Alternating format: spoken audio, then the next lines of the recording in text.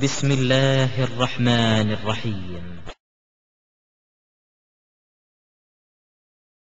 السلام عليكم ورحمة الله وبركاته. பெருமதிப்பிற்கும் மரியாதைக்கும் உரிய எல்லாம் வல்ல அல்லாஹ்வின் நல்லடியார்களே, இந்த நிகழ்ச்சியில் இதுதான் உத்தம நபியின் உன்னத மார்க்கம் என்ற தலைப்பினை எனக்கு வழங்கியிருக்கிறார்கள். நாம் ஏற்றுக்கொண்டிருக்கிற இந்த இஸ்லாம் என்ற வாழ்க்கை நெறி, அது உலகத்திலே இருக்கிற சித்தாந்தங்களில் மக்களால் பின்பற்றப்படுகிற நம்பப்படுகிற சமயங்களில் உன்னதமான ஒரு சமயமாக மார்க்கமாக திகழ்கிறது என்பதிலே எந்த விதமான சந்தேகத்திற்கும் இடம் கிடையாது. இது வெறுமனே மேடை பேச்சுக்காக, முஸ்லீம்கள் என்பதற்காக சொல்லப்படுகிற வெற்று வார்த்தை அல்ல. இஸ்லாமிய மார்க்கம் உன்னதமான மார்க்கமாகத்தான் திகழ்கிறது என்பதற்கு எண்ணற்ற பல சான்றுகள் இருக்கின்றன. உதாரணமாக, இன்றைக்கு உலகம் முழுவதிலும் இஸ்லாத்தை பற்றிய, அதனுடைய வளர்ச்சியை பற்றிய ஒரு ஆராய்ச்சியை நீங்கள் நடத்தினால் எங்கு பார்த்தாலும் இஸ்லாத்தின் மீதான மோகம் அதிகரித்து, குறிப்பாக ஆராய்ச்சி செய்கிற சிந்தனையாளர்கள், அறிவுஜீவிகள், மேற்கத்திய உலகில் வாழுகிற விஞ்ஞானிகள், இது போன்ற ஏராளமான அறிவாளிகள் இந்த இஸ்லாமிய மார்க்கத்தினை தனது மார்க்கமாக, வாழ்க்கை நெறியாக ஒவ்வொரு நாளும் ஏற்று இதற்குள்ளே நுழைந்து கொண்டிருக்கிறார்கள் என்று சமீபத்திய பல்வேறு ஆராய்ச்சிகள் நமக்கு சொல்லிக் கொண்டிருக்கின்றன. எந்த அளவிற்கு இஸ்லாத்திற்குள்ளே அறிவுஜீவிகள் பிரவேசிக்கிறார்கள் என்று சொன்னால், இஸ்லாமிய எதிர்ப்பை தனது முக்கிய கொள்கையாக கையில் வைத்திருக்கிற, உலகத்தின் சட்டாம்பிள்ளையாக தன்னை கருதி கொண்டிருக்கிற அமெரிக்க தேசத்திலே இஸ்லாமியர்கள் என்று சொன்னால் அதிகபட்சமான சோதனைகள் நடத்தப்படுகிற அமெரிக்க தேசத்திலே கடந்த 10 ஆண்டுகளுடைய வரலாற்றை புரட்டி பார்க்கிற பொழுது, கடந்த 10 ஆண்டுகளுக்கு முன்னால் எந்த அளவிற்கு இஸ்லாமியர்களின் எண்ணிக்கை இருந்ததோ அதைவிட பல 100 மடங்கு முஸ்லிம்கள் அங்கே அதிகரித்திருக்கிறார்கள் என்று மதங்களை ஆராய்ச்சி செய்யக்கூடிய கத்தோலிக்க நிறுவனம் அமெரிக்காவிலே ஒரு ஆராய்ச்சியை செய்து புள்ளி விவரத்தை வெளியிட்டிருக்கிறார்கள். அதிலும் குறிப்பாக CNN, IBN என்ற அமெரிக்க தொலைக்காட்சிகளே ஒரு ஆவண படம் ஒன்றை கடந்த ஒரு வருடத்திற்கு முன்னால் ஒளிபரப்பினார்கள். அந்த ஆவண படம் சொல்லுகிற செய்தி என்னவென்றால், மத ரீதியாக அமெரிக்கா எப்படிப்பட்ட கொள்கையை தன்னுள்ளே கொண்டிருக்கிறது என்பதனை ஒவ்வொரு மதவாரியாக பட்டியலிட்டுக் கொண்டே வந்தவர்கள் இறுதியாக இஸ்லாமியர்களை பற்றி சொல்ல வருகிற பொழுது, கடந்த 10 ஆண்டுகளில் மட்டும் ஏறத்தாழ 1200 பள்ளிவாசல்கள் அமெரிக்காவிலே புதிதாக கட்டப்பட்டிருக்கிறது என்று அமெரிக்காவினுடைய சார்பில் இயங்குகிற CNN, IBN தொலைக்காட்சியிலே ஆவணப்படம் ஒளிபரப்புகிறார்கள். 10 ஆண்டுகளில் 1200 பள்ளிவாசல் என்று சொன்னால் உலகத்திலே வேறு எந்த தேசத்திலும் இதுவரை கண்டிராத ஒரு மிகப்பெரிய வளர்ச்சி என்று சொல்லலாம். இஸ்லாமியர்கள் மட்டுமே வாழக்கூடிய எத்தனையோ நாடுகள் இருக்கின்றன. சவுதி அரேபியா இருக்கிறது, பஹ்ரைன் இருக்கிறது, குவைத் இருக்கிறது, கத்தார் இருக்கிறது. இப்படி ஏராளமான குட்டி குட்டி தேசங்கள் எல்லாம் முஸ்லிம்களை மட்டுமே குடிமக்களாக கொண்டிருக்கிற, முஸ்லிம்களை மட்டுமே ஆட்சியாளர்களாக கொண்டிருக்கிற, முஸ்லிம்களை மட்டுமே நிறைந்து வாழக்கூடிய எத்தனையோ தேசங்கள் இருக்கின்றன. அங்கு கூட 10 ஆண்டுகளில் 1200 பள்ளிவாசல்கள் கட்டப்படவில்லை. உலகத்திலேயே முஸ்லிம்கள் அதிகம் வசிக்கக்கூடிய தேசம் இந்தோனேசியா. அந்த இந்தோனேசியாவிலே 1200 பள்ளிவாசல்கள் கட்டப்படவில்லை. 2வது இடத்திலே முஸ்லிம்கள் உலகத்தில் அதிகமாக இருக்கிற தேசம் இந்தியா. இந்தியாவிலே 10 ஆண்டுகளில் 1200 பள்ளிவாசல்கள் கட்டப்பட்டதாக புள்ளி விவரங்கள் தெரிவிக்கவில்லை. ஆனால் இஸ்லாமிய எதிர்ப்பை கையிலே வைத்திருக்கிற அமெரிக்க தேசத்திலே 10 ஆண்டுகளில் 1600 பள்ளிவாசல்கள் புதிதாக கட்டப்பட்டிருக்கிறது என்றால் கட்டப்பட்டவருடைய தேவை என்ன, பின்னணி என்ன? ஏற்கனவே கட்டப்பட்டிருக்கிற பள்ளிவாசல்கள் முஸ்லிம்கள் தொழுவதற்கு போதுமானதாக இல்லை. முஸ்லிம்களுடைய எண்ணிக்கை தாறுமாறாக பெருகிவிட்டது. அங்கே இருக்கிற வெள்ளைகளின் ஆதிக்கத்தை பொறுக்க முடியாத கருப்பு இன மக்களும் அதே நேரத்திலே சிந்திக்கிற அறிவுஜீவிகளும் இஸ்லாத்தை சிந்தித்து பார்த்துவிட்டு இதுதான் ஏற்கத்தகுந்த உன்னதமான மார்க்கமாக இருக்கிறது என்பதை தங்களது சிந்தையிலே ஏற்றுக்கொண்டு சத்திய இஸ்லாமிய மார்க்கத்திலே தங்களின் வாழ்க்கை நெறியாக ஏற்றுக்கொண்டதன் விளைவுதான் 10 ஆண்டுகளில் 1200 பள்ளிவாசல்களுடைய வளர்ச்சி என்று அந்த தொலைக்காட்சி நிகழ்ச்சி நமக்கு ஒரு பாடத்தை சொல்லித் தருகிறது. அமெரிக்கா மட்டுமா? இப்படி உலகத்தினுடைய பல்வேறு நாடுகளை ஆய்வுக்கு அவர்கள் எடுத்துக் கொள்கிறார்கள். அதே வேளையிலே பிரான்சை எடுக்கிறார்கள். பிரான்ஸ் நாட்டினுடைய தலைநகரத்திலே ஒவ்வொரு வாரமும் வெள்ளிக்கிழமையில் போக்குவரத்து ஸ்தம்பித்து போகிறது. அரசாங்கம் திணறுகிறது. ஒவ்வொரு வாரமும் வெள்ளிக்கிழமை மதிய நேரத்தில் முஸ்லிம்கள் தங்களுடைய இறை வழிபாட்டை நிறைவேற்றக்கூடிய அந்த ஜும்மாவுடைய தொழுகையின் நேரத்தில் எங்கு பார்த்தாலும் நகரமே ஸ்தம்பித்து வாகனங்கள் 1 இன்ச்சு கூட நகர முடியாத அளவிற்கு வாகன நெருக்கடி ஏற்பட்டு விடுகிறது. என்ன என்று அரசாங்கம் வினவுகிறது. அதிகாரிகள் பதிலளிக்கிறார்கள். முஸ்லிம்கள் பள்ளிவாசலுக்குள்ளே தொழுகைக்காக குழுமுகிறார்கள். பள்ளிவாசல் இடம் போதவில்லை. அதனால் பள்ளிக்குள்ளே இருக்கிறவர்கள் படியிலே நின்று தொழுகிறார்கள். படியிலும் இடம் போதவில்லை. வாசலில் நின்று தொழுகிறார்கள். வாசலிலும் இடம் போதவில்லை. தெருவிலே, வீதியிலே, நட்டங்கள் ஓட்டிலே தங்களின் இறை வழிபாட்டை நிறைவேற்றுவதற்காக துண்டு விரித்து தங்களின் நெற்றியினை தரையிலே கொண்டு வைத்துக் கொண்டிருக்கிறார்கள். அதனால் ஏற்பட்டிருக்கிற வாகன நெரிசல் என்று அதிகாரிகளின் தரப்பில் அரசாங்கத்திற்கு பதில் சொல்லப்படுகிறது. என்ன செய்வது? பிரச்சனை எப்படி தீர்ப்பது? ஒவ்வொரு வாரமும் இந்த நெருக்கடி அதிகரித்துக் கொண்டே இருக்கிறது. கிட்டத்தட்ட 2 மணி நேரம் ஸ்தம்பித்து போகிற இந்த நிலையை மாற்றுவதற்கு என்ன வழி? யோசித்த அரசாங்கம் ஒரு தீர்வை முன்வைக்கிறது. அரசாங்கத்தின் சார்பில் பாரிஸ் நகரத்திலே மட்டும், பிரான்ஸ் நாட்டினுடைய தலைநகரமாக இருக்கிற பாரிஸ் நகரத்திலே மட்டும் அரசாங்கத்தின் சொந்த செலவில் 150 பள்ளிவாசல்கள் புதிதாக கட்டப்பட வேண்டும் என்று சொல்லி அதற்காக ஒரு ஜிஓ ஆர்டரை பாஸ் பண்ணி அதற்காக ஒரு நிதியை ஒதுக்கி கட்டிடங்கள் கட்டி இன்றைக்கு முடிக்கப்படுகிற தருவாயிலே பாரிஸ் நகரம் பிரான்ஸ் தேசம் இருந்து கொண்டிருக்கிறது என்று நடைமுறை நிகழ்வுகள் சொல்லுகிறது. பிரான்சிலே வளர்ச்சி, ஜெர்மனியிலே வளர்ச்சி, போலந்திலே வளர்ச்சி, ஹாலந்திலே வளர்ச்சி, உலகத்தினுடைய மேற்கத்திய நாடுகள் அனைத்திலும் வளர்ச்சி, கிழக்கத்திய நாடுகளை எடுத்துக்கொண்டால் இங்கேயும் வளர்ச்சி. தமிழகத்தை எடுத்துக்கொள்ளுங்கள். இந்தியாவிலே சின்னஞ்சிறிய மாநிலத்திலே ஒரு மாநிலம். அந்த மாநிலத்திலே இருக்கக்கூடிய முஸ்லிம்கள் அமைப்புகளிலேயே ஒரு சிறிய அமைப்பாக கருதப்படுகிற தமிழ்நாடு தௌஹீத் ஜமாஅத்தின் சார்பில் இஸ்லாத்தை ஏற்றுக்கொண்டு வரக்கூடியவர்களுக்காக ஒரு பயிற்சி இல்லத்தை நிறுத்திக் கொண்டிருக்கிறோம். இஸ்லாத்தை கற்றுத் தருவதற்காக அங்கே சென்று பார்த்தால் சராசரியாக மாதம் ஒன்றுக்கு 50 நபர்கள் படித்துக் கொண்டே இருக்கிறார்கள். புதிதாக இஸ்லாத்தை ஏற்றுக்கொண்டு அந்த இஸ்லாத்தினுடைய கருத்துக்களை, அது சொல்லக்கூடிய வாழ்வியல் நெறிமுறைகளை சரியான முறையில் புரிந்து கொள்வதற்காக மாதந்தோறும் கணக்கெடுத்து பார்த்தால் சராசரியாக 50 பேர் எப்பொழுது பார்த்தாலும் படித்துக் கொண்டே இருக்கிற ஒரு சூழல். என்ன சொல்கிறது? இதெல்லாம் எதை காட்டுகிறது? இஸ்லாத்தினுடைய வளர்ச்சி இந்த நாட்டிலே, உலகத்திலே இன்றைக்கு அபரிமிதமாக இருக்கிறது.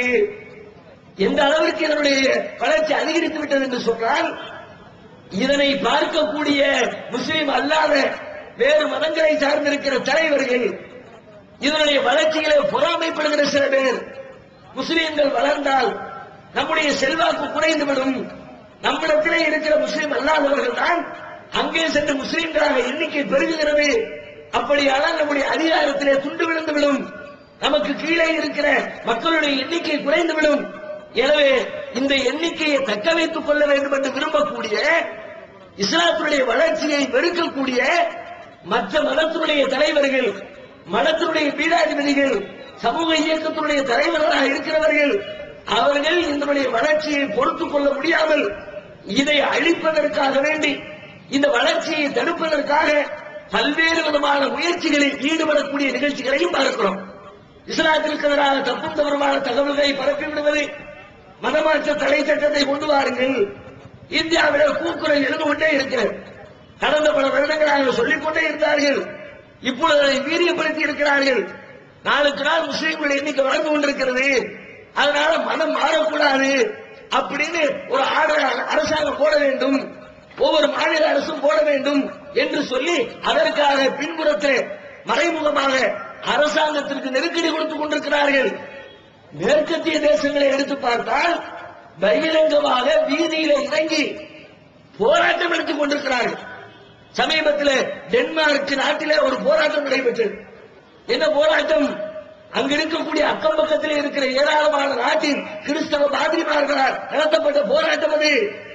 ஜெர்மனியை சார்ந்தவர்கள், போலந்தை சார்ந்தவர்கள், இங்கிலாந்தை சார்ந்தவர்கள், அந்த பகுதியிலே வாழக்கூடிய கிறிஸ்தவ மத குருமார்களால் நடத்தப்பட்ட அந்த போராட்டம் மத மாற்றத்தை தடை செய்ய வேண்டும், உலகம் முழுக்க மதம் மாற வேண்டும் என்று சொல்லக்கூடியவர் அவர்கள். அதுக்காக நிறைய வேலைகளை செய்வார்கள், நிறைய காசு பணங்களை கொடுக்கிறார்கள், என்னவெல்லாமோ கொடுத்து அண்டர்கிரவுண்ட் வேலைகளை செய்து கொண்டிருக்கிறார்கள். அப்படிப்பட்டவர்கள் டென்மார்க்கில் கூடி போராட்டம் நடத்துகிறார்கள், மத மாற்றத்தை தடை செய்ய, உலகம் முழுக்க மதத்தை மாறணும் என்று சொல்லக்கூடியவர்கள் அங்கிருந்து மாறாதங்களாலேயே உலகத்தில எல்லாம் மத்த மதத்தில இருந்து கிறிஸ்தவத்துக்கு மாற்றுகிறோம். ஆனால் கிறிஸ்தவ தேசத்தில் கிறிஸ்தவத்திலிருந்து இஸ்லாத்திற்கு மாறுகிறார்கள், முஸ்லிம்களால் ஆகிக் கொண்டிருக்கிறார்கள். அந்த காரியத்தை தடுத்து நிறுத்த வேண்டும் என்று சொன்னால் அப்ப மத மாற்றத்தை தடுப்பதற்கு நம்முடைய மேற்கத்திய அரசாங்கங்கள் ஒரு சட்டம் இயற்ற வேண்டும் என்று சொல்லி வீதியில் இறங்கி போராடுகிற அளவிற்கு சூழ்நிலை தாறுமாறாக எழுதிக் கொண்டிருக்கிறது. எதனால் இது? இவர்கள் எல்லாம் இஸ்லாத்திற்கு வருகிறார்களே, எதை மையமாக வைத்து வருகிறார்கள்? கேட்டால் சொல்லுவாங்க, பல பேர் சொல்லிக் கொண்டிருக்கிறார்கள். என்ன சொல்றாங்க? மிரட்டி தான் இஸ்லாத்தை கொண்டு வருகிறார்கள். அந்த காலத்தையும் அப்படித்தான், நபிகள் நாயக காலத்தில் அப்படித்தான், இந்தியாவை ஆட்சி செய்த முகலாய மன்னர்கள் அவங்க வாழ்ந்த காலத்திலையும் அப்படித்தான். இப்படி ஒவ்வொரு காலத்திலையும் முஸ்லிம் அல்லாதவர்களை மிரட்டி வாழால் புறப்பட்ட மார்க்கம் இஸ்லாம் அப்படியே மேலே பேச்சு பேசிக்கிட்டு இருக்கிறாங்க, மக்கள் மத்தியில் பரப்பி கொண்டிருக்கிறார்கள். நிஜமாக இவர்கள் எல்லாம் மிரட்டப்பட்டு வந்தவர்களா? அறிவுபூர்வமாக சிந்தித்து பார்த்தால் ஒரு மனுஷனை மிரட்டி அவனுடைய கொள்கையிலிருந்து இன்னொரு கொள்கைக்கு கொண்டு வர இயலுமா? பல வருடங்களாக அவன் பிறந்ததில் இருந்து ஒரு குறிப்பிட்ட மதத்தை சார்ந்தவனாக இருந்துவிட்டு அவனுடைய சின்னஞ்சிறு பருவத்தில் இருந்து ஒரு மத நம்பிக்கை ஊட்டப்பட்டு இதுதான் நம்முடைய கடவுள், இப்படிதான் நம்ம வழங்கணும், இதுதான் நம்முடைய தெய்வம், இதுதான் நம்முடைய சமயம், இதுதான் நம்முடைய வழிபாட்டு முறை என்று பிறந்த நிமிடத்திலே இருந்து உள்ளத்திற்குள்ளே சொல்லப்பட்டு சொல்லப்பட்டு சொல்லப்பட்டு பசுமரத்து ஆணி போல பதிய வைக்கப்பட்ட சமய நம்பிக்கையை, மத நம்பிக்கையை ஒரு மனிதன் விட்டுவிட்டு இன்னொரு மதத்தை ஏற்றுக்கொள்ள முன்வர வேண்டும் என்று சொன்னால் மிரட்டினா உடனே ஒத்துக்குவானா? குத்தி குத்தி கொண்டு விடுவேன் என்று சொல்வதற்காக வேண்டி உடனே அதை ஏற்றுக்கொண்டு இதை நான் விட்டுன்னு சொல்லுவார்களா? ஊறி போல ஆழ்ந்த மத நம்பிக்கை உடையவர்கள் அதிலிருந்து இன்னொரு கொள்கைக்கு அவர்கள் மாற வேண்டும் என்று சொன்னால் அதற்கு தகுந்தார் போன்ற தக்க காரணங்கள் இருக்க வேண்டும். நபிகள் நாயக காலத்திலே இஸ்லாத்திற்கு லட்சோப லட்ச மக்கள் மாறினார்கள். யாரை மிரட்டினார்கள்? நபிகள் நாயகம் ஸல்லல்லாஹு அலைஹி வஸல்லம் அவர்கள் எத்தனை பேரை கட்டாயப்படுத்தினார்கள்? ஒரே ஒரு வரலாற்று சாட்டை காட்ட முடியுமா? நபிகள் நாயகம் ஸல்லல்லாஹு அலைஹி வஸல்லம் அவர்கள் அவர்களுடைய 23 ஆண்டு கால வாழ்க்கை, இறை தூதராக வாழ்ந்த வாழ்க்கை, மொத்தம் 63 ஆண்டு காலத்தில் 40 வருடங்கள் ஒரு சராசரி மனிதராக அந்த தேசத்திலே இருந்த மக்களோடு மக்களாக இஸ்லாம் என்ற கொள்கை நெறியை பற்றி அறியாதவராக அப்படித்தான் நபிகள் அறிந்திருந்தார்கள். 40 வயதில் இறைவனின் தூதராக தேர்வு செய்யப்பட்டதிலிருந்து அவர்கள் மரணிக்கின்ற 63வது வயது வரை அவர்களுடைய வாழ்க்கை நெறி இஸ்லாமிய வாழ்க்கை நெறி. இறைவன் எனக்கு இதை சொல்லுகிறான், இப்படி வாழுமாறு எனக்கு கட்டளையிட்டு இருக்கிறான், ஒரு அற்புதமான மார்க்கத்தை எனக்கு இறைவன் பரிசீலித்திருக்கிறான். மக்களை நீங்கள் அந்த மார்க்கத்தை பின்பற்றினால் இந்த உலக வாழ்க்கையில நீங்கள் வெற்றி பெறுவீர்கள், உங்களுடைய சிக்கல்களுக்கு அதனை தீர்வளிக்கிறது, மரணத்திற்கு பிறகு வரக்கூடிய மறுமை வாழ்க்கையிலையும் நீங்கள் அதன் வழியாக வெற்றியை பெற்றுக் கொள்ள முடியும் என்று சொல்லி 23 ஆண்டு காலம் பிரச்சாரம் செய்தார்கள். அந்த பிரச்சாரத்தில் இஸ்லாத்தை ஏற்று வந்தார்கள். அவர்கள் சொல்ல ஆரம்பித்த நாளில் இருந்து இஸ்லாத்திற்குள்ளே ஒவ்வொருவராக உள்ளே நுழைந்தார்கள். கிட்டத்தட்ட 13 ஆண்டு காலம் அவர்கள் பிறந்த ஊரிலே போதனை செய்தார்கள். 13 வருஷத்துல அவங்க சொன்ன கொள்கையை ஏற்றுக்கொண்டு இஸ்லாத்திற்கு வந்தவர்களுடைய எண்ணிக்கை எவ்வளவு தெரியுமா? அதிகபட்சமா 300 இருந்து 500 தாண்டாது. ஆம்பளை பொம்பளை எல்லா கணக்கையும் சேர்த்து பார்த்தா 13 ஆண்டு காலம் நபிகள் நாயகம் ஊர் ஊராக, தெரு தெருவாக, வீதி வீதியாக, மக்கள் கூடுகிற சந்தைகளிலே, கடை வீதிகளிலே இப்படி பார்க்கின்ற நடக்கின்ற மக்களிடம் எல்லாம் இந்த கொள்கையினுடைய முக்கியத்துவத்தை, இந்த மார்க்கத்தினுடைய உன்னத தன்மையினை எடுத்து சொல்லி சொல்லி சொல்லி அந்த கொள்கையினால் ஈர்க்கப்பட்டு வந்தவருடைய எண்ணிக்கை அதிகபட்சமாக 500 தாண்ட முடியாது. 13 வருஷம் இப்படித்தான். அந்த 13 ஆண்டுகளுக்கு பிறகு மதீனாவுக்கு செல்கிறார்கள். அதுக்கு பிறகு மக்காவில் வாழ முடியல. மக்காவாசிகள் இவர் இஸ்லாத்தை நோக்கி மக்களை அழைத்துக் கொண்டிருக்கிறார். இதே மாதிரி அங்கேயும் பொறாம, நம்ம பிடிமானம் குறையுது, நம்மகிட்ட இருந்து பல பேர் அந்த கொள்கைக்கு மாறிட்டாங்க, நம்முடைய அந்தஸ்து கம்மியாகுது, நம்முடைய வருமானம் போகுது, அதனால இது வளர விடக்கூடாது. நபிகள் நாயகத்தை தீர்த்து கட்டிவிட்டால் இந்த இஸ்லாத்தை தீர்த்து கட்டிவிடலாம் என்று முடிவு எடுத்து நபிகளாரை கொல்ல வேண்டும் என்று திட்டம் தீட்டிய தருணத்தில் மக்காவிலிருந்து தப்பித்து மதீனாவிற்குள்ளே அவர்களும் அவர்களோடு இந்த இஸ்லாமிய கொள்கையை ஏற்றுக்கொண்டவர்களும் அத்தனை பேரும் மதீனாவுக்கு வந்து அகதிகளாக குடிபெயர்ந்து விடுகிறார்கள். அங்க வந்து இதே மாதிரி சன்னமா தெரு தெருவா பிரச்சாரம் நடக்குது. அக்கம் பக்கத்து ஊர்களுக்கு எல்லாம் சொல்கிறார்கள். கிட்டத்தட்ட 8 ஆண்டு காலம் 1, 2, 5, 10 இப்படியா வருகிறார்கள். 8வது ஆண்டில் நபிகள் நாயகம் அவர்களுக்கு உலக வரலாற்றில் ஒரு மிகப்பெரிய வெற்றி கிடைக்கிறது. எத்தனையோ போர்க்களங்களை சந்தித்தார்கள். 8வது வருடத்திலே ஒரு போர்க்களம். எதன் மீது நடத்தப்பட்ட போர் அது? அவர்களுடைய சொந்த பூமியாக இருக்கிற, அவர்களை சொந்த ஊரிலே வாழ விடாமல் அவர்களை துரத்தி அடித்த எதிரிகள் வாழுகிற மக்கா என்ற அந்த நகரத்தின் மீது, அந்த தேசத்தின் மீது நபிகள் நாயகம் படையெடுத்து வருகிறார்கள். படையிலே வெற்றி கிடைக்கிறது.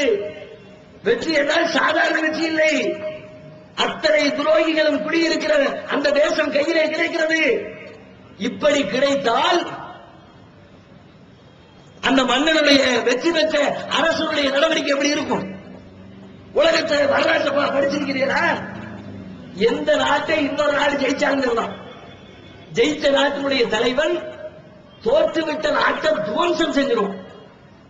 பார்க்கிறதையெல்லாம் அடிச்சு நாசப்படுத்துவாங்க.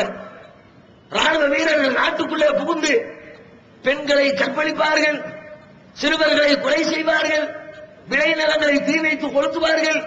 அந்த நாட்டினுடைய அரசராக மதிப்பு மிக்கவராக கருதப்பட்டவர்களை எல்லாம் இழுத்து வந்து சந்தியை நிறுத்தி அவர்களுக்கு மரணங்களை கொடுப்பார்கள். நாங்கள் ஜெயித்து விட்டோம் என்பதை ஊர் முழுக்க தம்பட்டம் அடித்து பெருமை அடிப்பார்கள். எல்லா மன்னருடைய வெற்றி வரலாற்றிலையும் தவிர்க்க முடியாமல் இடம்பெறுகிற வரலாற்று செய்தி இது. அவ்வளவு ஏன் சண்டை போடக்கூடிய போர்க்களத்தை விட்டுருங்க. ஓட்டு போட்டு தேர்ந்தெடுக்கிற ஜனநாயக நாடுகள் இருக்குல்ல, 2 கட்சி போட்டியிடுது, மக்கள் ஓட்டு போடுறாங்க. ஒருத்தருக்கு 51 ஓட்டு கிடைச்சிருச்சு, ஒரு ஆளுக்கு 49 ஓட்டு கிடைச்சிருச்சு, 2 ஓட்டு குறைஞ்சு போனாரு. ஊருக்குள்ள 100 பேர் இருந்தா ஒரு ஆள் 51 பேர் ஆதரிக்கிறார்கள், இன்னொருத்தர் 49 பேர் ஆதரிக்கிறார்கள். 2 பேர் கம்மியா வந்தவன் தோத்துட்டான், 2 பேர் ஆதரவு கிடைச்சவன் ஜெயிச்சுட்டான். இந்த 2 பேருடைய ஆதரவுல ஜெயிச்சிருக்கிறவன் தோற்றுவிட்ட அந்த எதிர்கட்சி தலைவரை படுத்துகிற பாடு என்ன? எத்தனை வராக பார்த்துக்கிட்டோம். ஏன் இந்தியாவில் மாநில தேசம் முழுக்க போக தேவையில்லை. நம்ம தமிழ்நாட்டை எடுத்துக்கங்களேன், எத்தனை காட்சிகள் மாறி இருக்கிறது. முதல் நாள் தேர்தலுக்கு முதல் நாள் வரைக்கும் கோட்டையிலே அமர்ந்து கோப்புகளிலே கையெழுத்து போட்டுக் கொண்டிருந்தவர் மறுநாள் ஆட்சி மாறுது, காட்சி மாறுது. நட்டரன் ராத்திரில ஐயோ காப்பாத்துங்க, அம்மா காப்பாத்துங்க, தூக்கிட்டு போய் ஜெயில வச்சு ரொம்ப எடுத்துறான். இது என்ன பெரிய வெற்றியா? பெரிய இமாலய சாதனையா? அந்த ஆளுக்கு 2 ஓட்டு கம்மி, இந்த ஆளுக்கு 2 ஓட்டு ஜாஸ்தி. முடிஞ்சுச்சா? உன்னை என்ன பண்ற பாரு, உண்டு ஆக்கிறனா பாரு.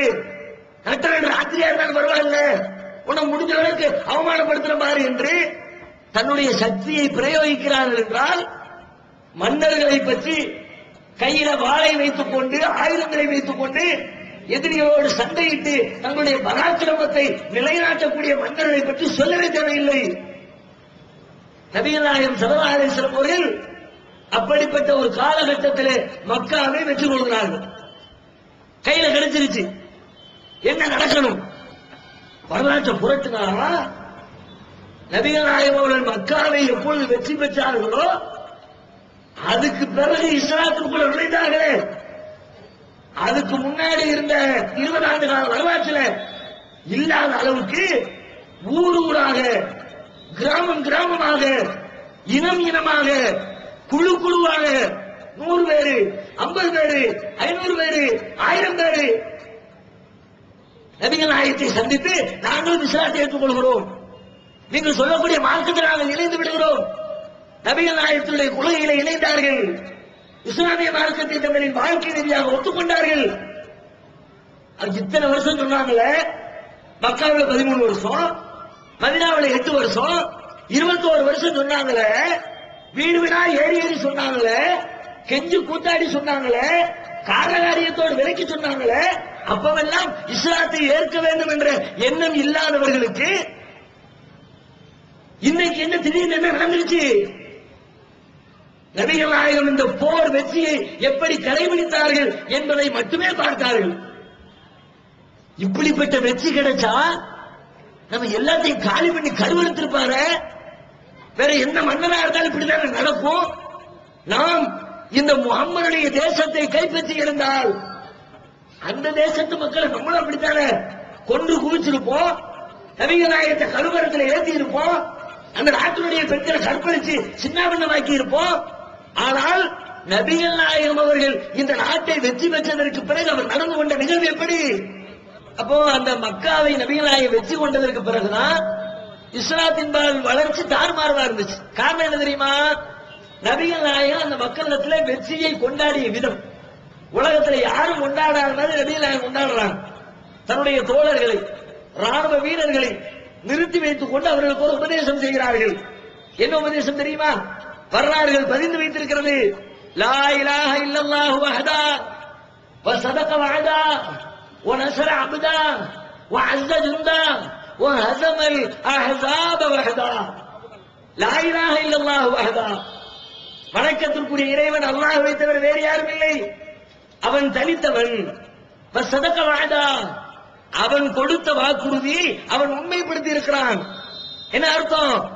ஆரம்பத்தில் இறைவன் சொன்னான், கத்தபல்லாஹு லா அக்லிபன்ன அன வ ருசுலி, அல்லாஹ்வும் அவனது தூதராகிய நானும் ஜெயிப்போம் என்று அல்லாஹ் முதல்ல குர்ஆன்ல சொல்லி இருந்தான். நபிகள் நாயகம் வெற்றி பெற்ற அந்த நேரத்தில் சொல்றாங்க, இறைவன் சொன்னானே அன்னைக்கு நம்ம ஜெயிப்போம்னு சொன்னானே, வெற்றி கிடைக்கும்னு சொன்னானே, அவன் கொடுத்த அந்த வாக்குறுதியை அவன் உண்மைப்படுத்தி இருக்கிறான். அபுதா, அவனது அடியாராகி எனக்கு அவன் உதவி செய்திருக்கிறான். அவனது பட்டாளத்திற்கு அவன் கண்ணியம் அளித்திருக்கிறான். எதிரி படையினரை அவன் மட்டுமே தனித்து நின்று அளித்திருக்கிறான். நான் அளிக்கல, என்னுடைய திறமை இல்லை, என்னுடைய போர் வியூகம் இல்லை, என்னுடைய போர் வீரனுடைய ஆற்றல் இல்லை, எல்லாம் இறைவன் செயல்.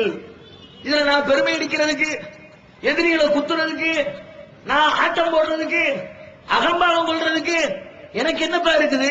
நானே ஜெயிச்சேன், நான் ஒரு கருவி. வெற்றியை கொடுத்தவன் அவன், வெற்றியை ஈட்டி தந்திருக்கிறவன் இறைவன், இறைவன் தான் எல்லாம் என்று சொல்லிட்டு மக்களுக்கு மன்னிப்பை பரிசீலிக்கிறார்கள். இன்னைக்கு யார் மீதும் பழிவாங்கல் இருக்காது. நீங்க கடந்த காலத்தில் எங்களை கொன்னீங்க, இந்த இஸ்லாத்தை ஏற்றுக்கொண்டதற்காக வேண்டி என்னுடைய நண்பர்களை சுடுவலையில் போட்டு புரட்டினீர்கள், எங்களை ஊர் விளக்கம் செய்தீர்கள், எங்களுக்கு உணவு தண்ணீர் கிடைக்காத துன்பம் துயரங்களை ஏற்படுத்தினீர்கள், எங்களுடைய மனைவி மக்களோடு நிம்மதியாக வாழ முடியாமல் எங்களை இந்த ஊரை விட்டே துரத்துவதற்கு காரணமாக இருந்தீர்கள். நீங்கள் செய்த எந்த குற்றத்திற்கும், எங்களுக்கு எதிராக நீங்கள் எடுத்த எந்த நடவடிக்கைக்கும் இன்றைக்கு எந்த பழிவாங்குதலும் கிடையாது. அனைவருக்கும் பொது மன்னிப்பு வழங்கப்படுகிறது என்று நபிகள் நாயகம் அறிவித்தார்கள். அந்த அறிவிப்பு இதுவல்லவா வழிமுறை, இதுவல்லவா மார்க்கம், இவரல்லவா தூதர், இவரல்லவா வழிகாட்டி என்று அவர்கள் சொன்ன கொள்கையினை, நபிகள் நாயகம் போதித்த இந்த மார்க்கத்தை லட்சோப லட்ச மக்கள் ஏற்றுக்கொள்வதற்கு அவர்களின் நடவடிக்கை காரணமாக இருந்தது. மிரட்டலில் ஏற்கவில்லை, வாழ்முனையிலே மிரட்டி இஸ்லாத்தின்பால் வர வேண்டும் என்று நிர்பந்திக்கவில்லை. நபிகள் நாயகத்தின் நடவடிக்கை, அவர்கள் சொன்ன போதனை, அவர்களுடைய கொள்கை, அவர்களுடைய செயல்முறை. இன்னும் சொல்வதாக இருந்தால், அவங்க இஸ்லாத்தை நோக்கி அழைப்பு விடும்போது மக்களுக்கு எப்படி அழைச்சாங்க தெரியுமா? அதை கூட குர்ஆன்ல இறைவன் சொல்லி காட்டுகிறான். எப்படி சொல்லி காட்டுகிறான்? ஃபக்கத் லபிஸ்து ஃபீக்கும் உமரம் மின் கப்லி அஃபலா தஅகிலூன். ஏனப்பா, உங்களோடு நான் இத்தனை வருஷம் வாழ்ந்திருக்கிறேன், என் வாழ்க்கையை நீங்க சிந்திச்சு பார்க்க மாட்டீங்களா? என்ன பார்த்து நீ வா, நான் எவ்வளவு இரக்கமா நடந்திருக்கிறேன், எவ்வளவு நேர்மையா நடந்திருக்கிறேன், எவ்வளவு ஒழுக்கமா நடந்திருக்கிறேன். எனக்காவது போய் பேசி இருக்கிறேனா, ஏமாத்தி இருக்கிறேனா, பிறர் பொருளை சுரண்டி இருக்கிறேனா, பெண்களை தவறான எண்ணத்தோடு அணுகி இருக்கிறேனா, உலகத்தில் தீமைகள், தவறுகள், குற்றங்கள் என்று சொல்லப்படுகிற எந்த மாதிரியான குற்றச்சாட்டுகளையும் என் மீது நீங்கள் வைக்க முடியுமா என்று தன்னுடைய வாழ்க்கையை சமூகத்தின் முன்னால் தூக்கி போட்டு இஸ்லாத்தின் பால் வாருங்கள், நான் கொண்டு வந்திருக்கிற, நான் வாழ்கிற வாழ்க்கை தான் நான் கொண்டு வந்திருக்கிற மார்க்கத்திற்கு எடுத்துக்காட்டு என்று அறையுவை விட்டு இஸ்லாம் என்பது ஒரு உன்னதமான மார்க்கம் என்பதை நிலைநிறுத்தி காட்டியதன் விளைவாக நபிகள் நாயகம் அவர்கள் இஸ்லாத்தின் பால் மக்களை அழைத்தார்கள். நபிகள் நாயகம் காலத்தில் அப்படித்தான் நடந்துச்சு. அதனுடைய உன்னதத்தை பார்த்து தான் மக்கள் வந்தார்கள். அதற்கு பிறகு இன்றைக்கு வரைக்கும் அதுதான் வரல. மற்றவங்க சொல்றதெல்லாம் பொய் புரட்டு, இஸ்லாத்தின் வளர்ச்சியை கண்ட வெறுப்பினால் சொல்கிறார்கள். ஏன் முகலாய மன்னர்கள் மறுக்கலையா? உடனே வரலாறுங்கிற பேர்ல வரலாறு பத்தி சும்மா எவன் படிக்க போறான்? அல்லது செத்து போனவன் வந்து சாட்சி சொல்ல போறானா? அந்த தைரியம் அவுரங்கசீப்பை பத்தி எழுதி வைப்போம், கோயிலை இடிச்சாருன்னு சொல்லுவோம், இந்துக்களை கொண்டாருன்னு சொல்லுவோம். அவுரங்கசீப் என்ன திரும்ப உலகத்துக்கு வர போறாரு? அவர் காலத்தில் எழுதப்பட்ட புக்கை பூரா மறைச்சிடுவோம், நம்ம புதுசா வரலாறு மக்களுக்கு கொடுப்போம். ஒரு காலத்திலேயும் மிரட்டலின் வழியாக, தீவிரவாதத்தின் வழியாக இந்த மார்க்கம் வளர்ச்சி பெறவே இல்லை. முகலாயர்களுடைய காலம் அதற்கு ஒரு சான்று. சமீபத்தில் ஒடிசாவுடைய ஆளுநராக இருந்தவர், அவர் வந்து பி.என். பாண்டே. அவர் பாராளுமன்ற உறுப்பினராக 15-20 ஆண்டுகளுக்கு மேலாக எம்பியாகவும் பணியாற்றியவர். பி.என். பாண்டே 1967 பாராளுமன்றத்தில் ஒரு உரை நிகழ்த்துகிறார்.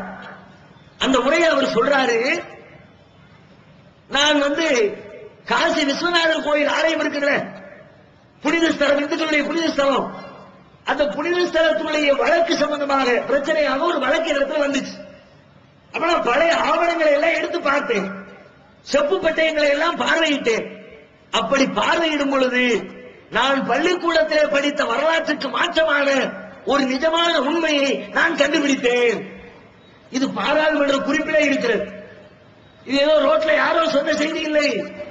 இந்திய அரசாங்கத்தை வழிநடத்தி செல்லுகிற பாராளுமன்றத்தில் அதனுடைய உறுப்பினராக இருந்த பி.என். பாண்டே உரை நிகழ்த்துகிறார்.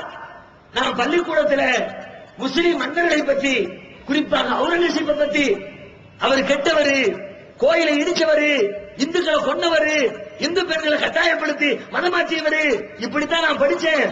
ஆனால் காசி விஸ்வநாதர் கோயில் ஆலயத்தை அதனுடைய வழக்குக்காக நான் ஆவணங்களை பார்வையிட்ட பொழுது அவுரங்கசீப் மாமன்னரால் காசி கோவிலுக்கு நிலங்கள், பொருட்கள் வழங்கப்பட்டதற்கான ஆதாரத்தை செப்பு பட்டயத்திலே நான் கண்டேன். இப்படிப்பட்ட ஒரு ஆளை, கோவிலுக்கு மானியம் கொடுத்தவரை, கோவிலுக்கு நிலம் கொடுத்தவரை அவர் எப்படி இந்துக்களை கொண்டிருப்பாரு? அவர் எப்படி மிரட்டி இஸ்லாத்தை அழைச்சிருப்பாரு? அப்படி அவர் உண்மையாக இருந்தால் எப்படி இதை செய்திருப்பார்? எனவே வரலாறு திரிக்கப்பட்டிருக்கிறது என்று ஆளுநராக, ஒரு மாநில ஆளுநராக இருந்தவர் பாராளுமன்றத்தில் பேசுகிறார். இதுதான் வரலாறு. சரி, நான் கேட்கிறேன், அப்படி அந்த காலத்தில் மிரட்டினார் என்றால் இன்னைக்கும் வந்து கொண்டிருக்கிறார்கள். அதற்கு என்ன பின்னணி? அன்னைக்கு ஆட்சியாளர் இருந்தார்கள், முஸ்லிம் மன்னர்கள் இருந்தார்கள், மக்களை மிரட்டினாங்கன்னு சொல்றீங்க. இன்னைக்கு எந்த மன்ன மிரட்டுறான்? தமிழ்நாட்டில் வர்றாங்களே, மெட்ராஸ்ல வர்றாங்களே, திருச்சியில வர்றாங்களே, மதுரையில வர்றாங்களே, அமெரிக்காவில் வந்தாங்கய்யா. அமெரிக்காவில் யார் மிரட்டினா சொல்? அமெரிக்காவில் முழுக்க முழுக்க முஸ்லிம்களை மிரட்டுவான். இடையில ஒரு 1.5-2 வருடத்திற்கு முன்பு இந்திய அரசாங்கத்தின் சார்பில், வெளியுறவுத்துறை அமைச்சரின் சார்பில் அமெரிக்க தூதரகத்துக்கு ஒரு கோரிக்கை வைக்கப்பட்டுச்சு. என்ன கோரிக்கை தெரியுமா?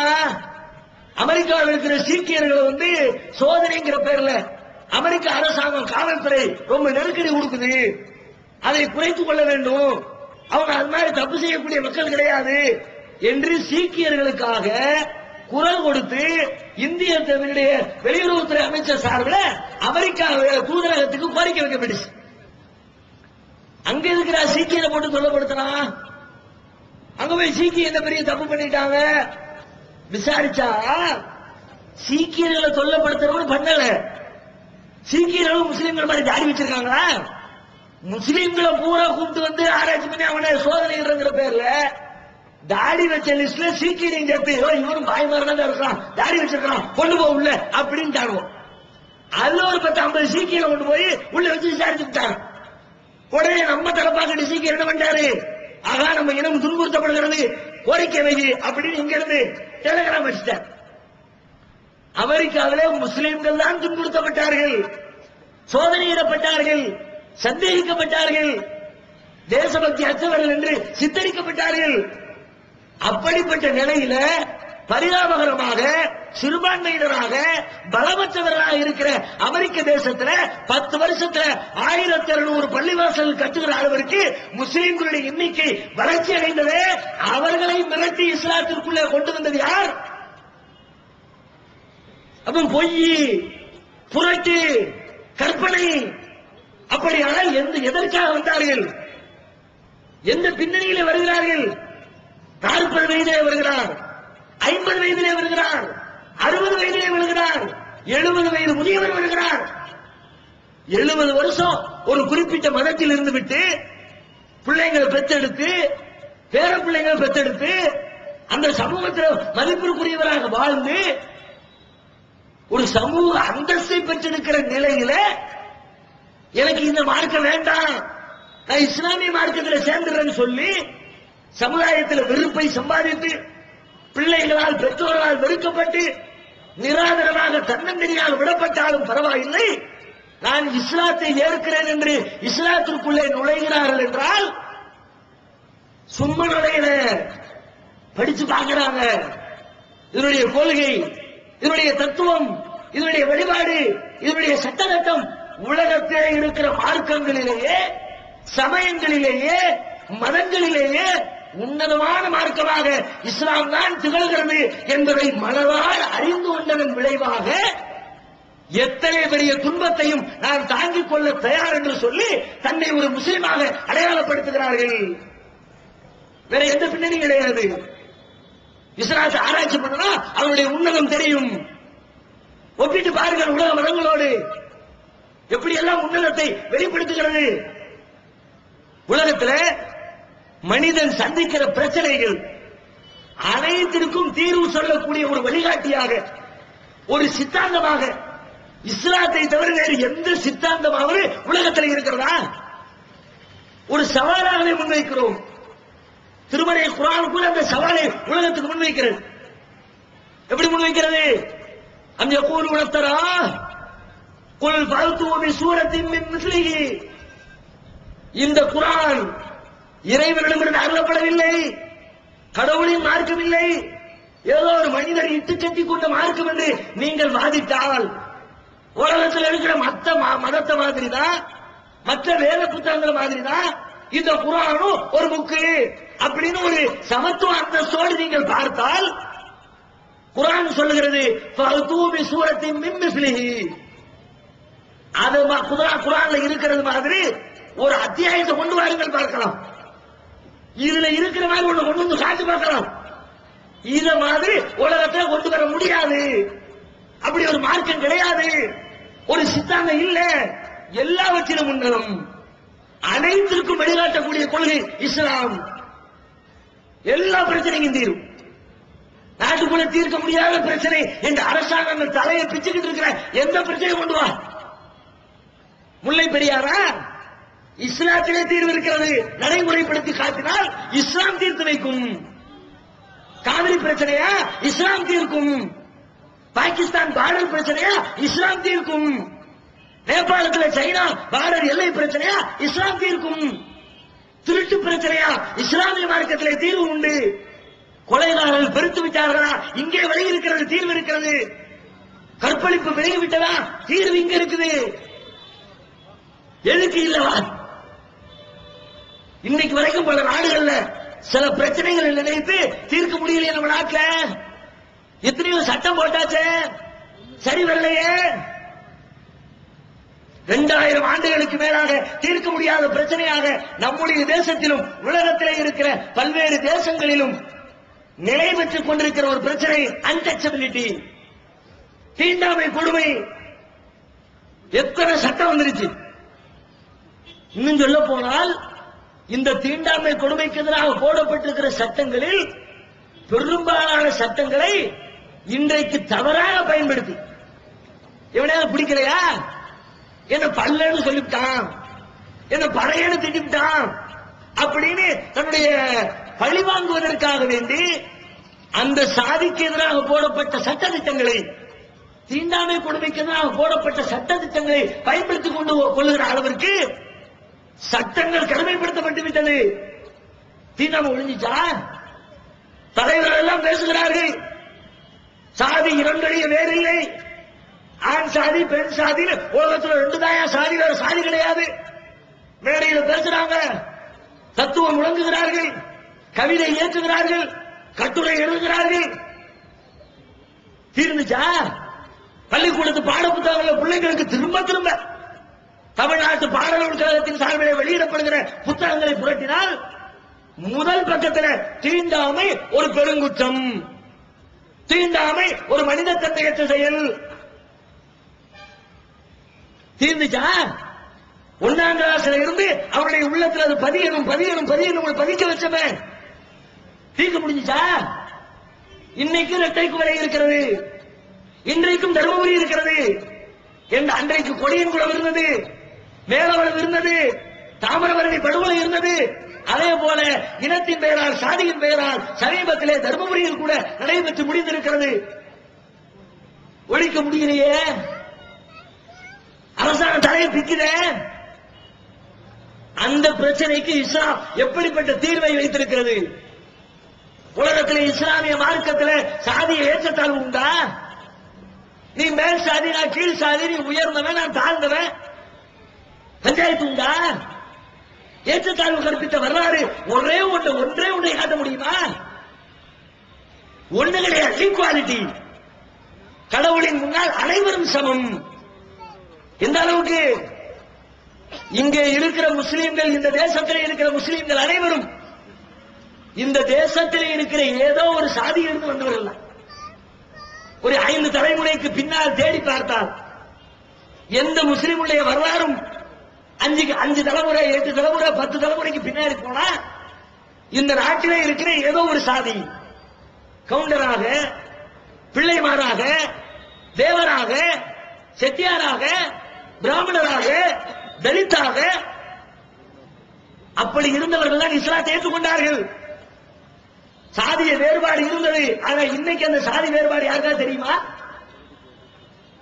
இஸ்லாத்தை ஏற்றுக்கொண்ட உடனே பள்ளியாசல கொண்டு நிப்பாட்டு இஸ்லாம் வந்து நில்லு, எல்லாரும் ஒன்னா நில்லு, பக்கத்துல ஒட்டிக்கு நில்லு, தோளும் உரைச்சிக்கு நில்லு, திரும்ப திரும்ப நிக்க வைக்கிறது.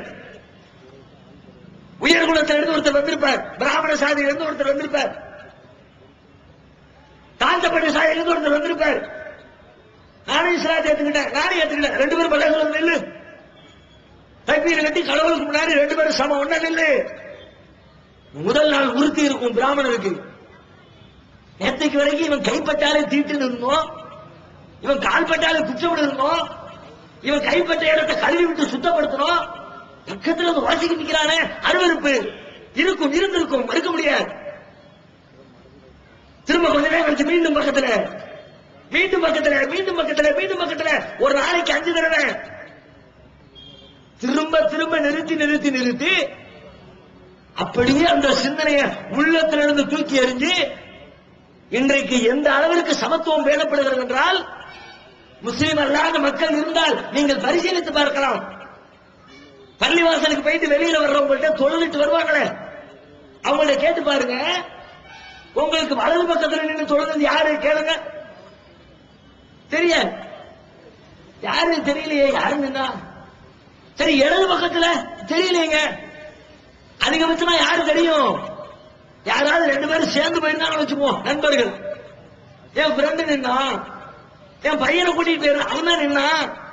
அதை தவிர வலது புறத்திலே நிற்பது யார், இடது புறத்திலே நிற்பது யார் என்பதை கவனித்து கூட பார்க்க முடியாத அளவிற்கு நாங்கள் அதை எங்களுடைய உள்ளத்திலிருந்து தூக்கி எறிந்திருக்கிறோம் என்றால், இது இஸ்லாம் செய்த புரட்சியை தவிர வேறு எந்த உலகத்தில் வேறு எந்த மார்க்கத்திலாவது இது சாத்தியப்பட்டிருக்கிறதா?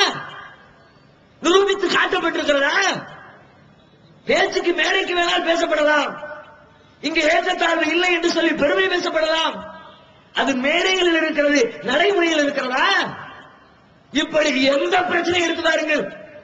சமீபத்தில் டெல்லியில மருத்துவ மாணவியை கற்பழிச்சு விட்டாங்க, நாடே கொந்தளிச்சு.